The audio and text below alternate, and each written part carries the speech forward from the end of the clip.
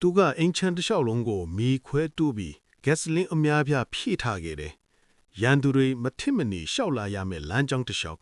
မိုင်းဖောက်ဆက်တွေတက်ဆင်ပြီးထောင်ကျောက်တွေကိုမျက်ပင်တွေဖုံးအုပ်ကဖျောက်ထားခဲ့တယ်။ဒီလက်စားချီမှုအစီအစဉ်ရဲ့အရေးကြီးဆုံးအပိုင်းကတော့မြေအောက်လမ်းကြောင်းအတွင်းရှိတည်စေနိုင်တဲ့ထောင်ကျောက်တွေပါတယ်။ပထမဦးဆုံးသူကတနက်တလက်ကိုအရွယ်အစားတိတိချက်ပြီးလမ်းကြောင်းဝင်ပေါက်မှာတက်ဆင်ထားတယ်။ထို့နောက်တန်တိုင်အများပြားကိုဓားမြောင်လိုထပ်မြက်အောင်လှုံ့ဆော်ပြီးလမ်းကြောင်းအတွင်းရှိအနက်ဆိုင်တဲ့တွင်းတွေထဲမှာစီစဉ်ထားတယ်။လမ်းကြောင်းအပေါ်ဘက်မှာတန်တွေပါတဲ့တစ်သားတုံးမီကိုချိတ်ဆွဲထားပြီးနေရန်တွေကိုလည်းသင်းငယ်တဲ့အပေါက်တွေအတန်းလိုက်ဖောက်ထားက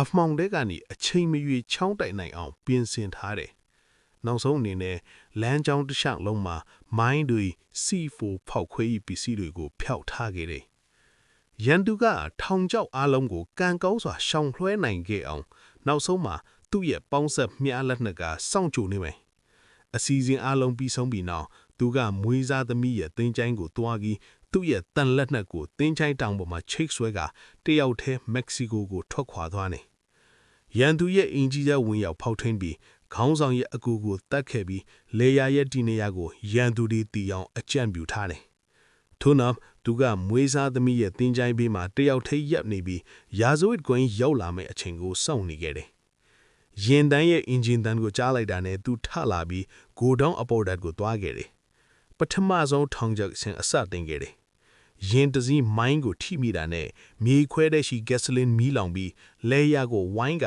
ရန်သူတွေချီလင်းနေပြီးဝင်နိုင်အောင်ဖြစ်သွားတယ်။နောက်တစ်ဆင့်ထောင်ချောက်တွေလာတယ်။ရန်သူတယောက်သူ့အိမ်ထဲဝင်လာပြီးပေါင်းဆက်မြထောင်ချောက်ကိုထိမိခဲ့တယ်။သူကမြေထဲကနေထွက်လာပြီးတနက်ပစ်ကရန်သူတွေကိုဂိုဒေါင်ဘက်ကိုအာယုံဆိုင်အောင်ဆွဲဆောင်ခဲ့တယ်။ရန်သူတွေစုပေါင်းပြီးဂိုဒေါင်ဘက်ကိုလာချိန်မှာတတိယအဆင့်ထောင်ချောက်ကိုထိမိခဲ့ကြတယ်။အဲ့ဒီအချိန်ကိုအသုံးချပြီးသူဂက်စလင်းကိုမီးရှို့ခဲ့တယ်။ခေါင်းဆောင်ကအလွန်အမတ်ဒေါ်ဗတ်ထွက်သွားပြီးသူ့လူတွေကိုလမ်းကြောင်းဝင်ပေါက်ဘက်ကိုဥဆောင်ခေါ်သွားတယ်။နောက်ဆုံးတော့သူ့ရီမန်ချက်ပြီးမြောက်သွားခဲ့ပြီးသူကလှည့်ပြီးလမ်းကြောင်းတဲကိုပျောက်ကွယ်သွားတယ်။ရန်သူတွေလမ်းကြောင်းတဲကိုဝင်လာခဲ့ကြတယ်။အတွေ့အကြုံမြင့်စစ်သားအဖွဲ့ထိကွေမဲ့တရဲတကောင်လို့သူကနေရာတိုင်းကိုလှုပ်ရှားပြီးရန်သူတွေကိုသူ့ထောင်ကြောက်တစ်ခုချင်းစီတဲ့သွားမိအောင်လှုပ်ခဲ့တယ်။မိနစ်အလဲငယ်အတွင်းမှာခေါင်းဆောင်တယောက်ထဲကအသက်ရှင်ကျန်ခဲ့တယ်။ခေါင်းဆောင်ကိုထွက်လာအောင်လှုပ်ဖို့သူကခလုတ်ကိုနှိပ်ပြီးလမ်းကြောင်းအတွင်းရှိဖောက်ခွဲရေးပစ္စည်းအလုံးကိုပောက်ခွဲစေခဲ့ရာ